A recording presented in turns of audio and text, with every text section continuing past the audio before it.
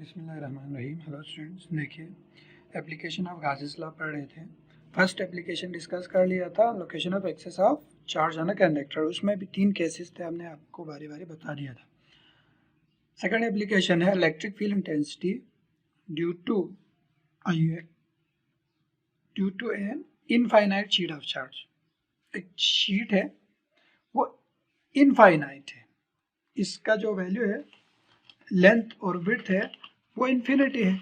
ठीक है जी। अब मान लो ये आपके पास एक शीट है, ठीक है, तो ये शीट, इसका लेंथ भी और विड्थ भी दोनों इन्फिनिटी है। अगर दो शीट का लेंथ और विड्थ इन्फिनिटी है और इसके करीब आपने इलेक्ट्रिक फील्ड इंटेंसिटी यानी ई का वैल्यू फाइंड करना है। ठीक है जी।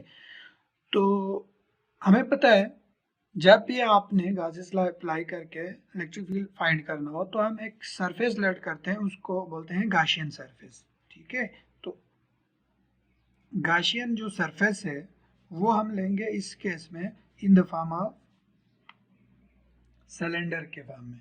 ठीक है, सिलेंडर के फॉर्म में हमने गाशियन सरफेस लेट कर दिया। ये शीट ऐसे था, इसके अंदर से सिलेंडर इस ऐसे पास किया हुआ है। सिलेंडर के इस पॉइंट को पी डैश, इसको पी का हमने नाम दिया है। और इस शीट का सरफेस चार्ज डेंसिटी यानी सिग्मा का value, surface charge density sigma is equal to Q upon क्या है जी, एप्सिलॉन नॉट है, इक्वेशन नंबर 1। ठीक है, let us consider a Gaussian surface in the form of cylinder whose surface charge density of the sheet is q upon epsilon। Surface charge density है, density आपको पता है डेंसिटी मास अपॉन वॉल्यूम होता है। अब surface के case में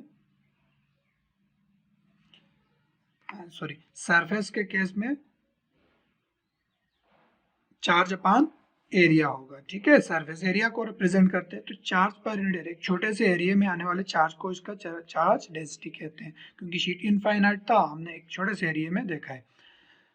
हम गासेस लॉ अप्लाई करेंगे और इसका फील्ड फाइंड करेंगे। तो एक पॉइंट आपने यहां से क्लियर करना है। देखिए हमारे पास सिलेंडर का 3 एरिया है, 3 सरफेस है, एक पी डैश और एक पी, दूसरा इसका कर्व्ड एरिया। तो तीनों पॉइंट पर हम फील्ड देखेंगे, फिर उसको सम करना पड़ेगा अगर टोटल फील्ड आपने देखना हो तो। On curved area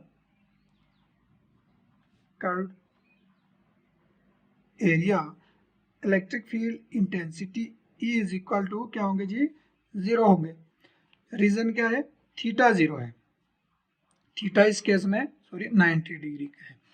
curved surface, ये वाला सरफेस, इस पे आप वेक्टर एरिया ड्रा करना चाहे तो ऐसे आएंगे वेक्टर एरिया कर्व्ड सरफेस पे, जबकि इलेक्ट्रिक फील्ड इंटेंसिटी का वैल्यू इस डायरेक्शन में है। तो कर्व्ड सरफेस पे आप जहां भी देखो इलेक्ट्रिक फील्ड इंटेंसिटी और के दरमियान एंगल 0, तो E is equal to 0 on the curved area.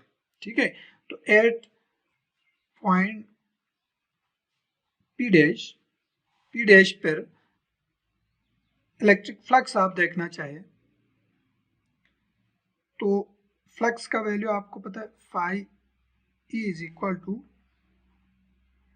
E dot A. इस केस में थीटा कितना है जी, देखिए 0 degree, theta is equal to 0।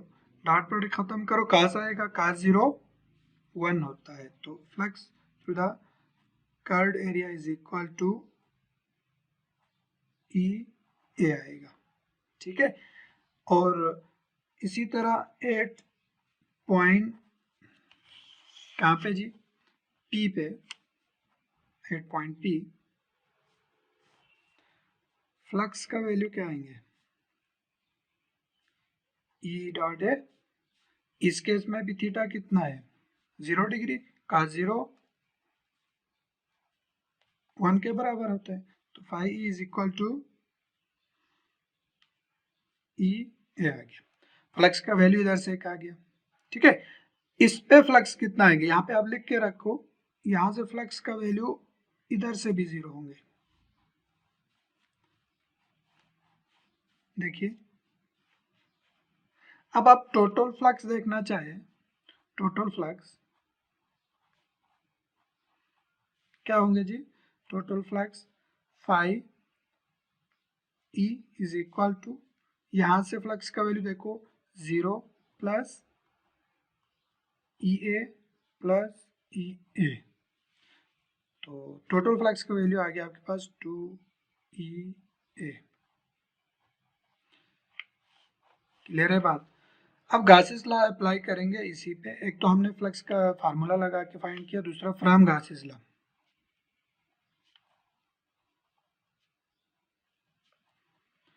गास लॉ से फार्मूला क्या है जी? फ्लक्स का phi E is equal to Q upon epsilon nought, और यहाँ पे हमने शुरू में आपको बताया था sigma is equal to Q upon area. यहाँ से क्यू निकालना चाहे सिग्मा टाइम्स ए होगा, क्योंकि वैल्यू सिग्मा टाइम्स ए। तो फ्लक्स का एक और वैल्यू आपके पास आता है sigma times A divide by epsilon not. ठीक है, इसको इक्वेशन नंबर ए का नाम दो, ये इक्वेशन नंबर बी है। कंपेयर करो दोनों इक्वेशन को, इक्वेशन ए और बी को कंपेयर करते हैं तो आपके पास इलेक्ट्रिक फील्ड इंटेंसिटी आ जाएगा। ठीक है जी, compare equation A and B. Left hand side दोनों का सेम, राइट हैंड साइड भी सेम होगा। 2EA is equal to sigma times A divide by epsilon naught. A और ए कैंसिल, ई फाइंड करने के लिए 2 इस तरफ भेज तो डिवाइड हो जाएगा। E is equal to sigma divide by 2 into epsilon nought. Sigma upon epsilon 2 epsilon nought किसके बराबर होगा जी? ई के। ठीक है, तो इन वेक्टर